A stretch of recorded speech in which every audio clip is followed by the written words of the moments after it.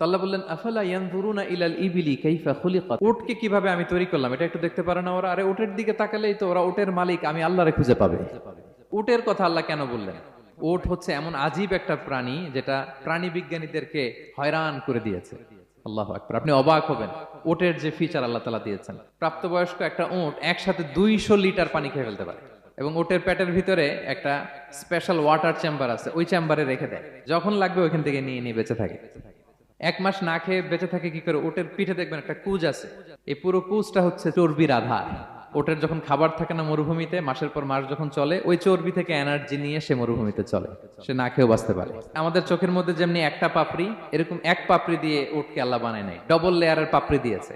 কারণ মরুভূমির মধ্যে চলতে পথে লু হাওয়া থাকবে, মরুভূমির সাইমুম, বালুর ঝড়, এই ঝড় মোকাবেলার জন্য, লু হাওয়া মোকাবেলার জন্য ডবল লেয়ারের চোখের পর্দা। একটা পর্দা ফেলে রাখে আর একটা খুলে সে হাঁটতে থাকে, তার কিছুই হয় না। সুবহানাল্লাহ। আমাদের 98 ডিগ্রি ফারেনহাইটে স্বাভাবিক তাপমাত্রা, তাই না? 99 ডিগ্রি হলে আমাদের জ্বর, 100 ডিগ্রি হলে জ্বর, 101, 2 সর্বোচ্চ আমরা সহ্য করতে পারি। এর বেশি যদি হয়, 103 ডিগ্রি হলে বেহুশ হয়ে যায় মানুষ। 4 ডিগ্রি হলে আমাদের দেহের ভেতরে যে কোষগুলো আছে এগুলো মরে যায়।